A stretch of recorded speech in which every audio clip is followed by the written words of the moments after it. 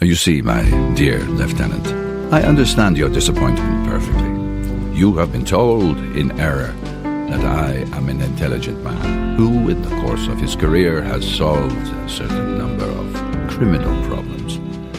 My friend O'Brien, who is fond of irony, must have exaggerated a little. Now, in the first place, I am not intelligent. It was funny to see the lieutenant as vexed as if someone were making fun of him, when Maigret had never been more sincere. In the second place, I try never to form an idea about a case before it's closed. Are you married? Of course, replied Louis, disconcerted by such a bizarre question. For years now, no doubt. And I'm sure you're convinced that your wife does not always understand you. And your wife, for her part, has the same conviction about you. Yet, you live together, you spend evenings together, you sleep in the same bed, you have children. 2 weeks ago, I had never heard of Jean Moura or Little John. 4 days ago, I did not even know that Joss McGill existed. And it was only yesterday, in the home of a helpless old gentleman, that a medium spoke to me about a certain Jessie. And you'd like me to have a definite idea about each other? I am at sea, Lieutenant. For Maigret, though, being at sea is only the prelude to making landfall in just the right place, something that happens only when he fully understands the people involved. In one of these novels, Simenon writes this about that mysterious process. By the time all the characters had taken on the same human roundness, when he could feel them, the mystery would be very close to being solved.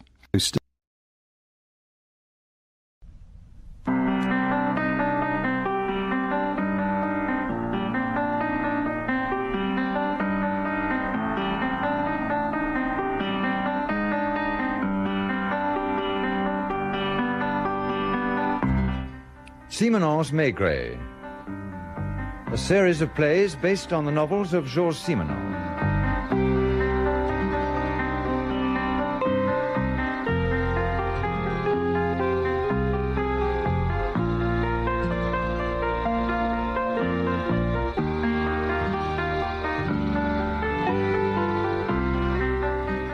With Maurice Denham as Jules Maigret and Michael Gough as Georges Simenon.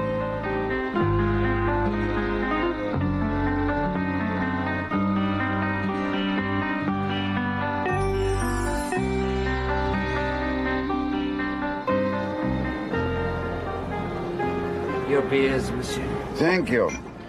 Your health, Jules. It was a good party, I take it. Oh, yes, sure. Well, it was Lapointe's first baby. We had to push the boat out a bit. Your health, George. How long has he been married? Oh, well, 2 years. One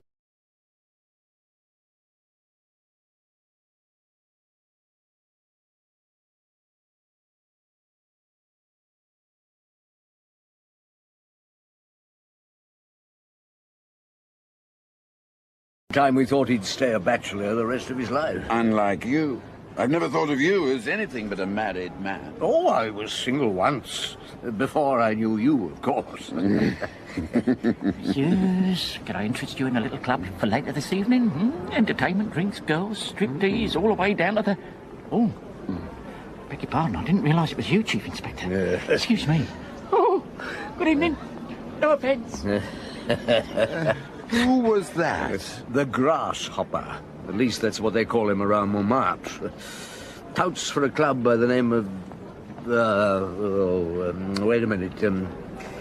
Le Street Hot. No, that's not it. Well, that's what it says on this card. Well, then he must have changed jobs, or maybe the other place has closed down. Picrats, that was it. I think. Lapointe would remember, even if you and I can't. Why Lapointe? Oh, really, Georges, your memory. Because his first real job with headquarters centered around Picrats.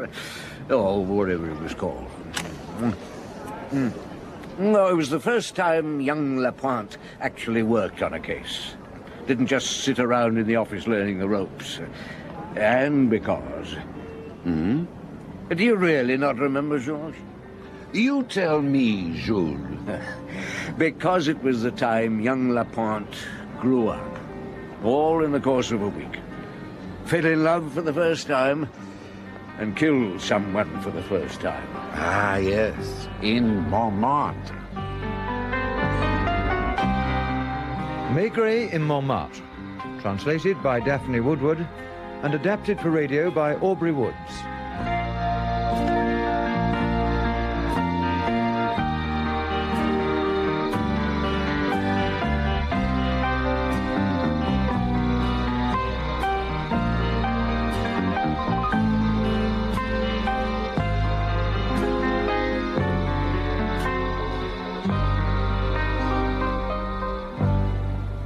Montmartre, that's right. On a Monday night, or to be strictly accurate, Tuesday morning, according to the report from the La Rochefoucauld police station. Inspector Lognon's district, wasn't it? You are remembering. Is he still there? Yes, he'll die there. No ambition, that was it. And no imagination. Plods doggedly on, never questions those placed in authority over him. A model policeman. Well, you might have thought so. If only he'd told me to keep my nose out of his cases, he'd have been a chief inspector years ago. But would you have taken any notice? Well, that's beside the point. Anyway, there was this young woman, fairly obviously drunk, who comes in to make a statement. Goes up to the sergeant at the desk. I want to make a statement. Go ahead. It's about a crime. Well, there's been a crime committed. I don't know whether it's been committed. Well, then but it probably will be committed. In fact, it's certain to be. I see. Now, who told you? These two men. Two men? Clients at the club. I work at Picrat's. Ah, yes. You do the nude act, don't you? Yes. So, some clients have been talking to you about a crime. Not to me. Who to, then? They were discussing it together. And you were listening? Yes, they were at the next table on the other side of the partition. When was this? About 2 hours ago. And what exactly did you hear? Well, they didn't say much, and I couldn't hear it all. Music was going on, but one of them said he was going to kill the countess. I did hear that. Which countess? Don't know. Well, what did he say about killing her? Don't remember. I wasn't alone. Ah, you were with... Client. Someone you knew? Yes. Who? His first name's Albert. I don't know his other name. Go on. Well, the first thing I heard was something like, she's still got most of the jewellery, but at the rate she's going, it won't last long. What was the voice like? Man's voice. Middle-aged. When they went out, I saw one of them with short and grey haired. Must have been him. Why? Because the other one was younger and wasn't a young man's voice. What names did they use? I think one of them was called Oscar. Go and sit down. Can't I go home? Not yet. I'll make a report. What's your name? Arlette. Arlette. Yes, of course. Yeah. And as Lognon wasn't around, and the statement seemed to involve a threat of murder, the sergeant had her brought over to us at the Quai des Orfèvres. It was about 3 o'clock in the morning when she arrived. By then, she decided she didn't want to tell us anything after all, so I sent her back to her flat. I went home myself for a few hours' sleep, returned to the office, and was just about to phone Lognon to put him in the picture, when... Yes? Maigret? Yeah. Lognon here. I understand the girl who said she'd overheard some talk about murdering a countess was brought round to you by one of my sergeants last night. Yeah, she left here about 4 o'clock this morning. Why? She's dead. Just been found by her concierge. I've not been round there yet. Thought I'd better ring you first, as headquarters seem to have shown such an interest. Perhaps we should all have taken her more seriously. Looks as though she may have been talking sense. Looks like it. Well, I assume I'll see you at the flat then. I take it you have the address. Ah, Maigret, I haven't disturbed anything. The doctor's still in the bedroom. Oh, thank you, Lionel. It's a nicely kept place, isn't it? Morning, Doctor. Morning, Chief Inspector. Well, she was dead when we got here, of course. Fellow who did it held on to her till he made sure of that. Can you say when it happened? Not more than an hour and a half ago. There's no trace of a struggle. He was probably hiding in here waiting for her. Grabbed her by the throat the moment she'd taken her coat off. You know this district, Lognon. Did you ever see her perform? No, I've heard about her act. And we found these photographs in a drawer. As you can see, it was a sort of striptease. She appears to have wriggled about, gradually taking off her dress. The only thing she had on. By the end, she was stark naked. Where was it she worked? Oh, one of these little Montmartre clubs, Picats off the Rue Pigalle. I see. Well, if anybody wants me, that's where I'll be. My husband will be down in a minute, Mr. Maigret. Ah, thank you. Did you tell him what I wanted to see him about? I asked him about the two men. He doesn't remember them. In fact, he's sure there wasn't anybody at the table next to Arlette's. There was an American over there who drank the best part of a bottle of whiskey, and there was a party of about 6 or so. They brought some girls in with them, but neither of us remember two men together. Oh, here he is. Fred, this is Chief Inspector Maigret. Oh, know your face from the papers. Fred Alfonsi. Oh, dear. Didn't the wife ask you to have a drink? Oh, she did, thank you, but not at the moment. Now, you're sure there were no clients at the table next to Arlette's last night? Table 8? No, positive. It's a small place. I keep an eye on everything the whole time. And you never saw, at that table, two men by themselves, one of them older than the other? Look, I've said no. Chief Inspector, what's all this about? Arlette is dead. What? Oh, no. She was strangled this morning in her bedroom. Good God. Who did it? Well, that's what I'm trying to find out. Now, she overheard a conversation here last night between two men who were talking about a countess. One of the men seems to have been called Oscar. Well, if there'd been two men here, I'd have noticed. You know how this kind of place works. People don't come here to see first-class turns or dance to a good band. We mostly get foreigners. Imagine they're going to see something sensational. The only sensational thing was Arlette undressing. Did she go to bed with the clients? Well, she must have now and then. With the young man who was here last night? Oh, no. No, not with him, I'm sure. He just come in one evening with a friend and fell for her. Straight away, you could see it. Oh, yeah. He come again. Several times, but he never waited till we closed. Probably had to get up early, go to work. Well, did she have any other regulars? Oh, none of our clients are regulars. They're all alike, of course, but they're always different. Yeah. Well, thank you. Hey, I suppose I can open as usual this evening? No, yes. Oh, good. Well, if you care to drop in, you're welcome. Yes, I'll do that. If you want to contact me in the meantime, I'll be at the Quai des Orfèvres. Come in. Yes, Lapont, what is it? Can I speak to you, sir? Yes, of course. Well, come in, sit down. Thank you, sir.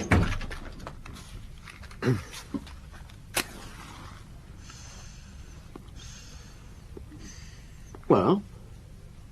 When I saw her here last night, I wondered why she'd been brought in. Janvier told me what she'd been saying, and then the next time, no, she's dead. I'd forgotten for the moment that your first name was Albert.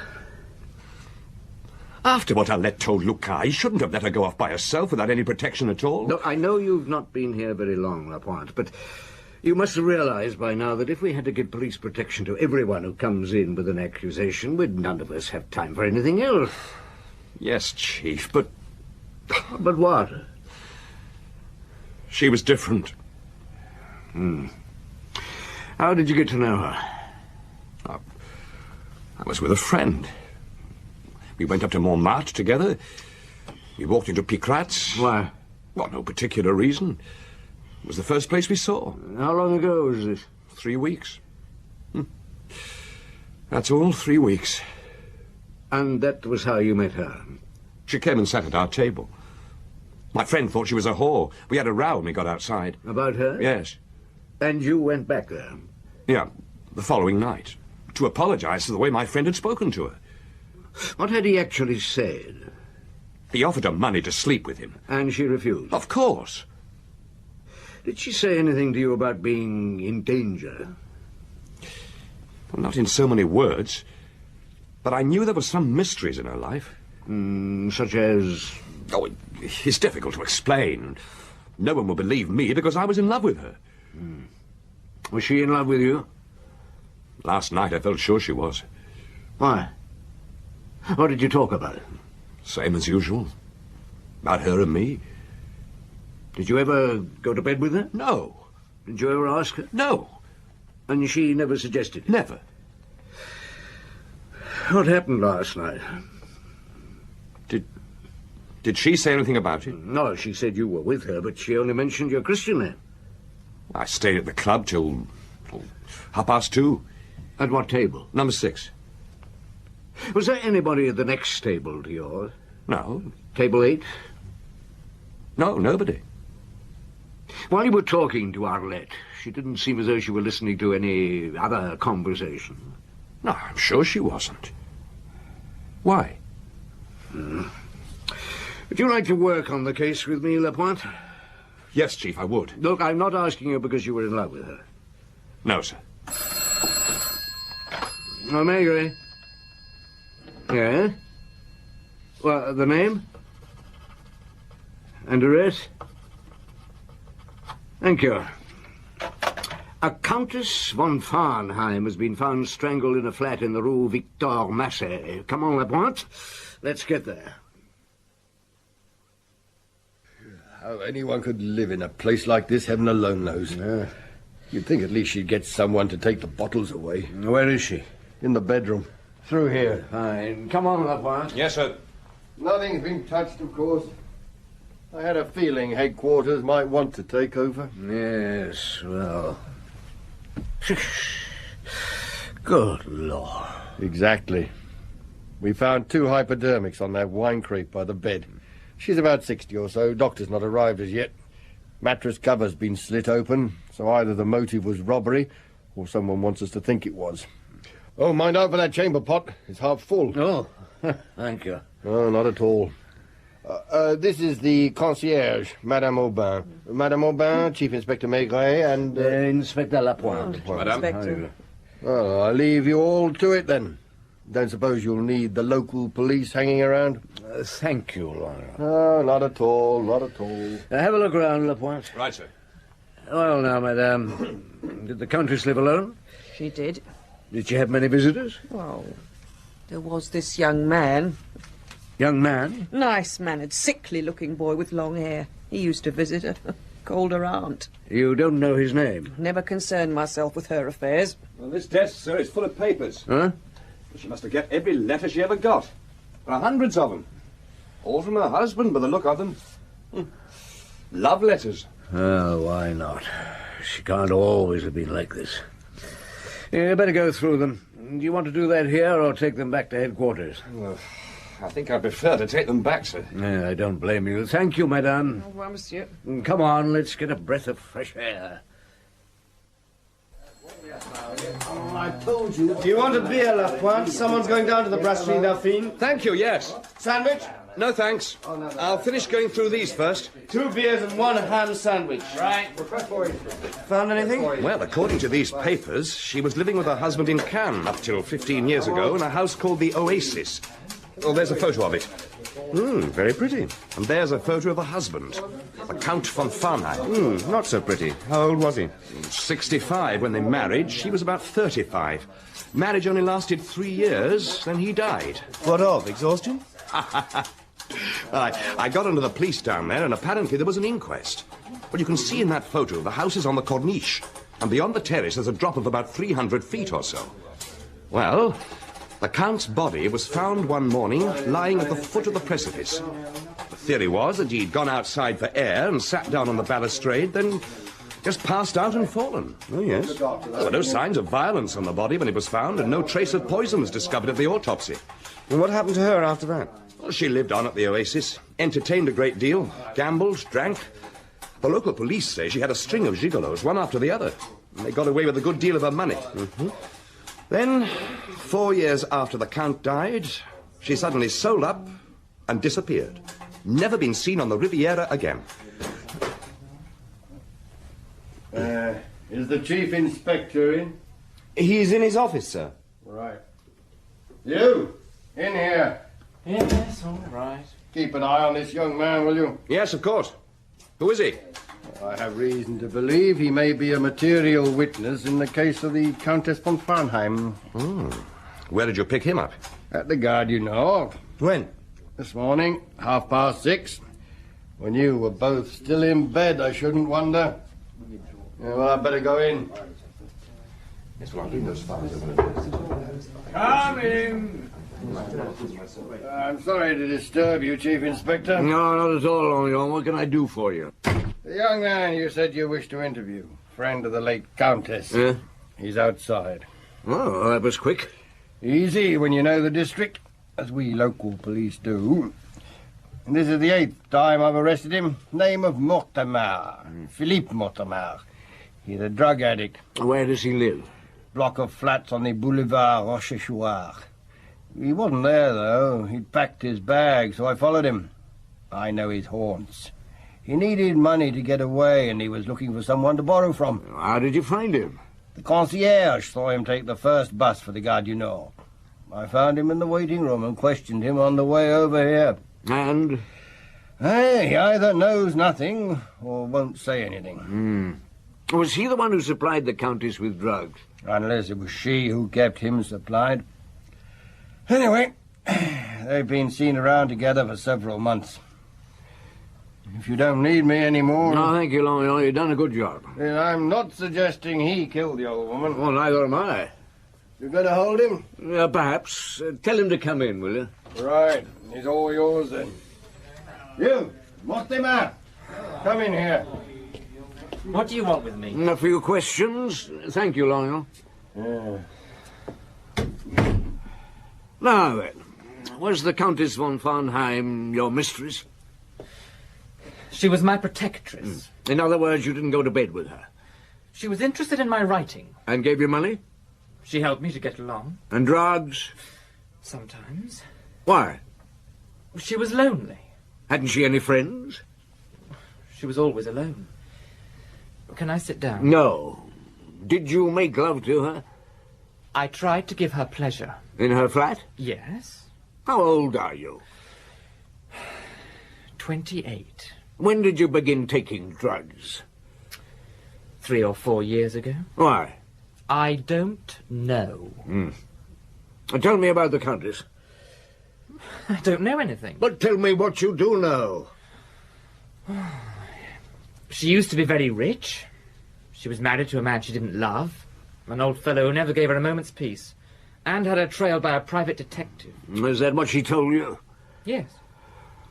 He used to get a report every day, describing all she had said and done, almost minute by minute. Was she already taking drugs by then? I don't think so. He died, and everybody tried to grab the money he had left her. Who was everybody? All the gigolos on the Riviera. Professional gamblers. Her women friends. Did she ever mention any names? Well, I don't remember any. Did you ever hear the name Oscar mentioned? I don't know anybody of that name. She never seemed to be afraid of anyone? She was only afraid of dying all alone. When did you last see her? Well, the day before yesterday, in the morning. Are you sure it wasn't yesterday morning? Yesterday morning I was ill and stayed in bed. What was the matter with you? I'd been out of dope for 2 days. Wouldn't she give you any? She swore she hadn't any. And you haven't been back there since? No. Now listen, the Countess's body was found yesterday afternoon about 5 o'clock. The evening papers were out already, so the news didn't appear till this morning. But you spent the night looking for money so you could get away from Paris. How did you know the Countess was dead? Well, I went along her street and saw a crowd on the pavement. What time was that? About 6:30. Yeah, you thought you'd be suspected, did you, when you heard she'd been strangled? It's always like that. So you decided to go away. Who gave you the money? A friend. A man. Who? I don't know his name. Look, you'd better tell me. I don't know. All right. Have it your own way. Luca! Yes, sir. Look, take this fellow out to the confessional and keep him there until he decides to come clean. I don't care whether it takes 24 hours or 3 days. When you're tired, hand over to someone else. Right. This way. But I've told you all I know. This isn't fair. I can't tell you what I don't know. Excuse me, sir. Yes, Lapointe. There's an old girl in black sitting out there. Yes, what about her? She's Arlette's aunt. Hmm? Saw a report of her murder in the papers and came straight here from Lisieux this morning. She's identified Arlette. Wants to have a word with you. Oh, I see. Well, let's hope it doesn't take too long. I want my lunch. You'd better show her in. Right, sir. Will you come this way, please, madame? Thank you. Chief Inspector Maigret? Yes, madame. Please take a seat. Thank you. I believe you've identified the body. Indeed I have. I'm afraid there is no doubt it is the remains of my poor unfortunate brother's child. He died, you know, when she was 2 years old. No, I didn't know. Now, your sister-in-law lives in Lisieux? Never left the place. Do you think she will have seen the newspaper with her daughter's photograph in it? Undoubtedly. The photograph was on the front page. Well, don't you find it strange that she's not got in touch with it? Not in the least. She would certainly not do so. She's too proud. Mm. In fact, I'm convinced that if she were confronted with the body, she would swear it was not her daughter. I know she has heard nothing from the girl for the last 4 years. No, yes. I would say nobody could live under the same roof as my sister-in-law. But there was another reason.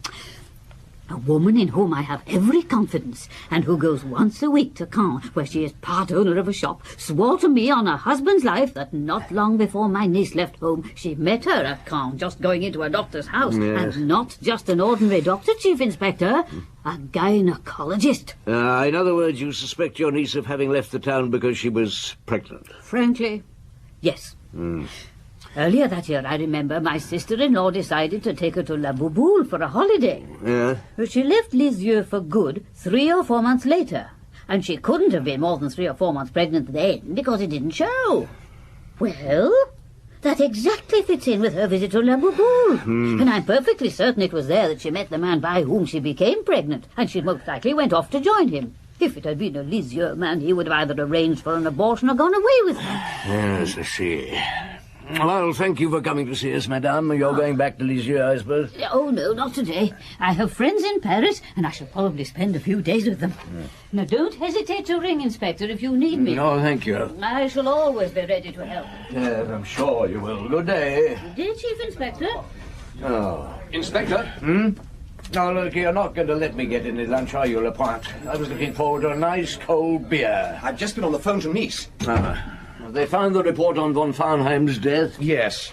Nothing obviously suspicious, but they give me the names of the servants who were employed at the house, which you may find interesting.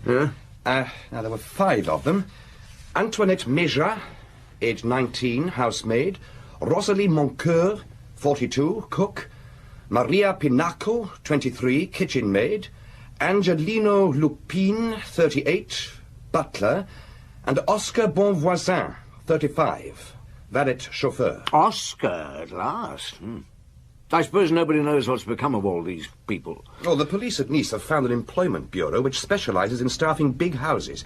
It's kept by an old lady who's been there for over 20 years.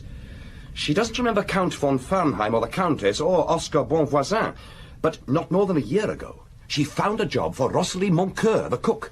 It's with some South Americans in Paris. Now, I had their address. Yeah. 132 Avenue d'Iéna. Anything known about the others? Well, they're following that up. Shall I go and see her, sir? No, sorry, Lapointe. I think it's better if I go. Yes, sir. Get myself that beer on the way. I'm sorry to have to ask you into the kitchen, but we have a lunch party in half an hour to prepare for. No, not at all. It's very kind of you to see me, Madame Moncoeur. I'll try not to take up too much of your time. Now, I believe you once worked for the Count and Countess von Farnheim in the south of France. You don't mean to tell me you're digging up that old story? Not exactly. Did you know the Countess was dead? It happens to everyone. No, I didn't know. She was murdered. Who killed her? Well, we don't know yet. That's what I'm trying to find out.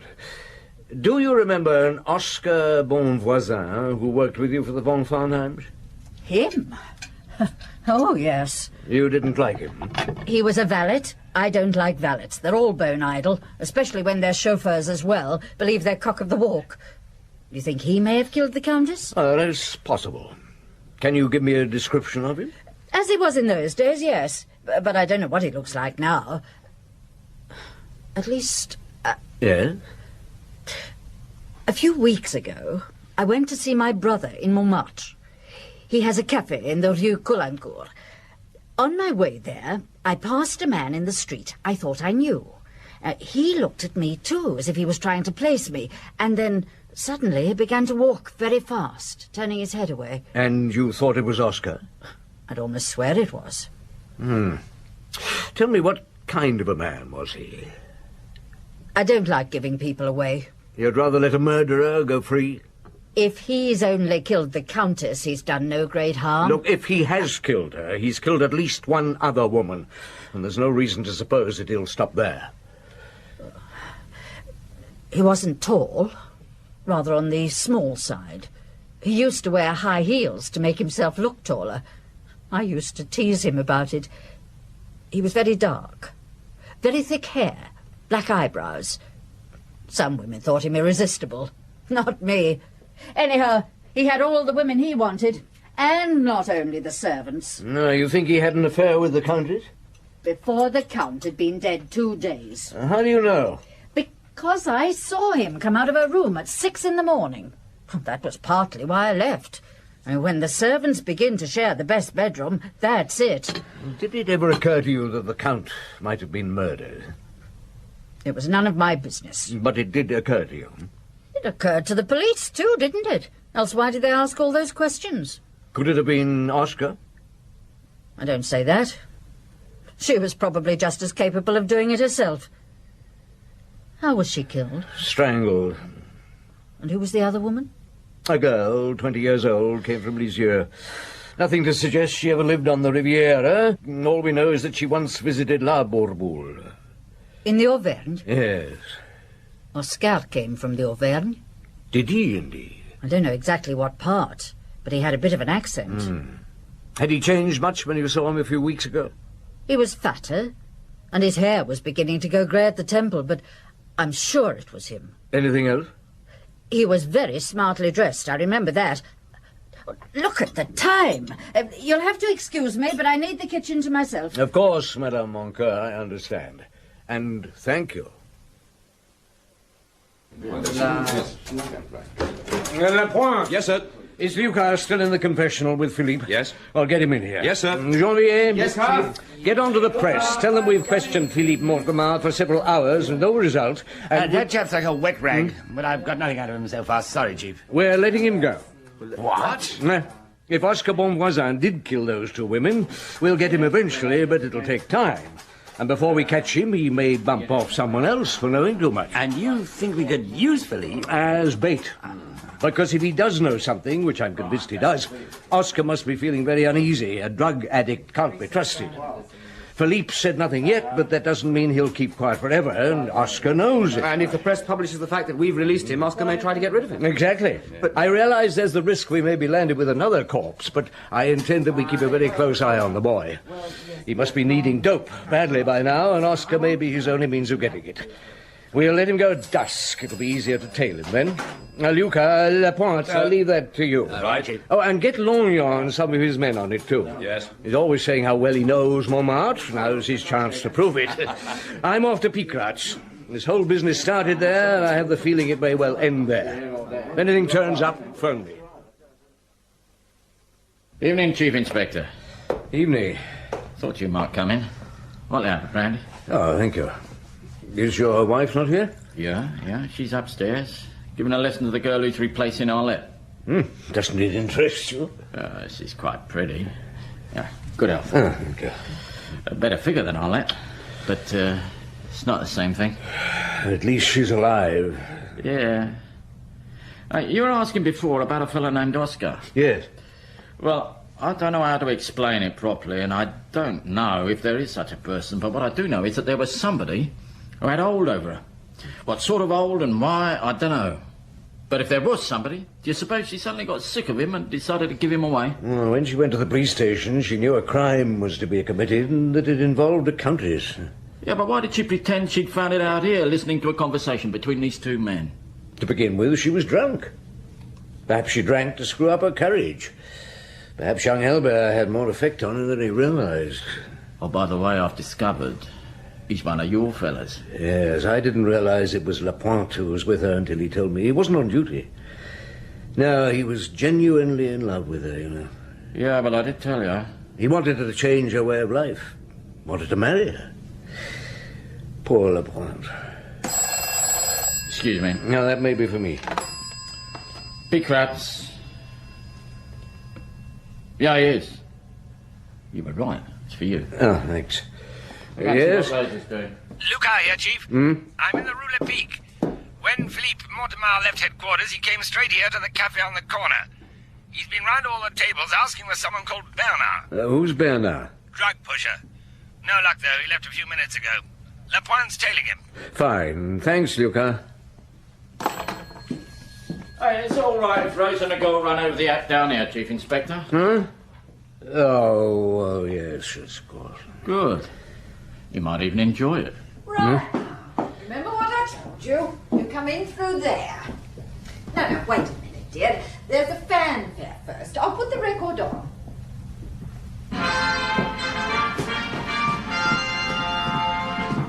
Now. Oh, dear. Rose knows how to teach the girls what to do. But this one, never be a patch on Arlette. Now the shoulder strap. No, slowly. You'll never last the music out if you do it as fast as that. That's it. Now go right around the floor. Shall I? Yeah, that'll be for you. Maigret. Lapointe here, sir. He's got as far as the cafe in the Place Constantin Pequeur. What's he doing? Still seems to be looking for someone. Nobody following him? Nobody, except us. Just take it That's Inspector Lorgnon myself. Where's Lorgnon? Over the road, outside the cafe. Well, ask him to have a word with the cafe proprietor. Not in front of the customers, if he can help it. Tell him to ask if he knows Oscar Bonvoisin. And tell him to ring me as soon as he's done it. Right, sir. Please don't trail the dress on the floor. You'll ruin it.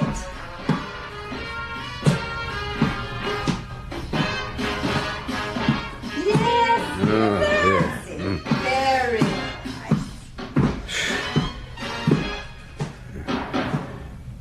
Lovely. Well, that'll do for today. You can go and put your clothes on again. Have to be satisfied with that. I've done the best I can with her. Well, how's it going, Monsieur Maigret? Slowly. Maigret. Lorgnon here. The cafe proprietor knew Oscar and where he lives. Oh, where? A house called Chez Manière, Rue Coulancourt. What's Philippe up to? Getting very drunk at the moment. Right.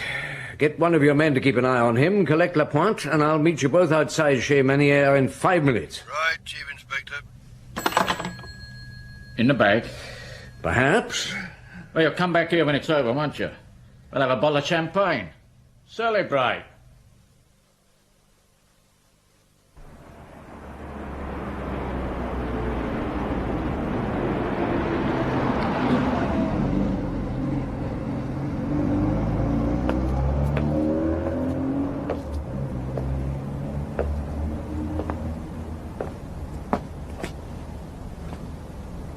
Lorgnon? Over here.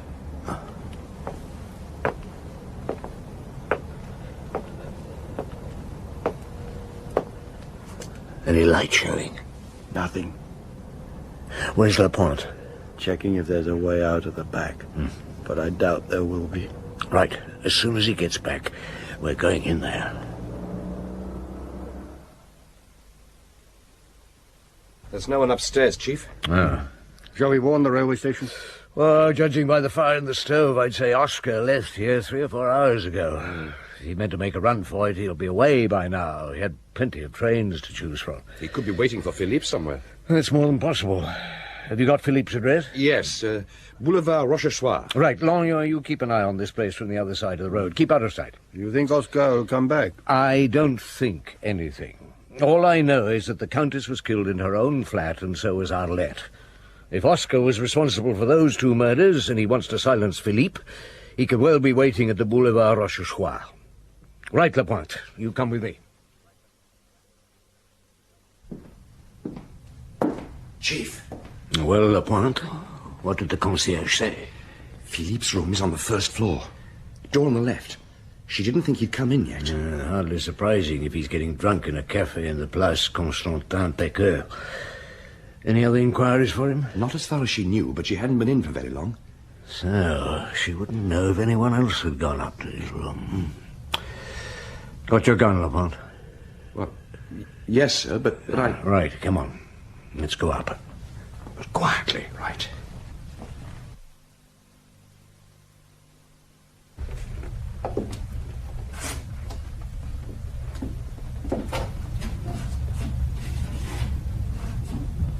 There's someone moving about in there. Yes. Ah, Monsieur Bonvoisin. I am Chief Inspector Maigret. Take him, Lapointe!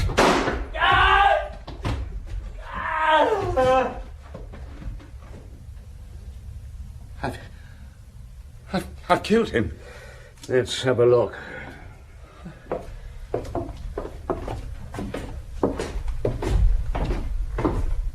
I've killed him. You're first, is he? Don't forget, he killed Arlette. It is him. Oscar Bonvoisin?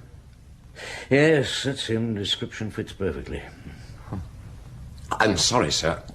I think I'm going to be sick. No, you're not, young Lapointe. What you're going to do is to go and ring up headquarters, and after that, if you can find a bistro that's still open, you're going to have a large drink. Oh, but I... And that's an order. And that, Georges, was when young Lapointe, as I've always called him, grew up. Yes, I remember it all now. Oh, but did you ever get your free bottle of champagne at Picrat's? Oh, yes. That night, I took Lapointe back there after all the details had been cleared up. What was the new girl's act like? Terrible. Fred left all the lights on at the end. She had to scuffle off as best she could, not a stitch on. Did he do it on purpose? Yeah, probably. It got a laugh from some of the clientele. Then I looked at Lapointe, and he was crying. He'd buried his first love and killed his first man.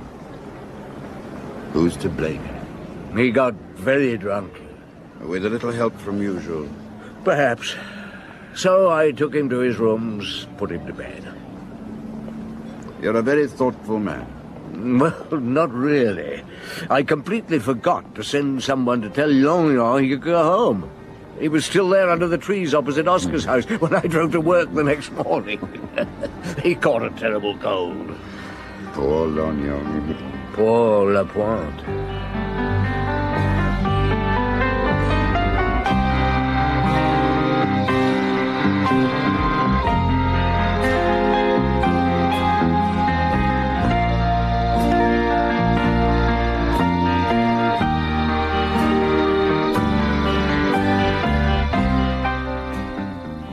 In Maigret in Montmartre by Georges Simenon, translated by Daphne Woodward and adapted for radio by Aubrey Woods, Maurice Denham played Jules Maigret and Michael Gough, Georges Simenon. Lucas was Brian Haynes, Lapointe, John Rye, and Janvier, Sean Barrett.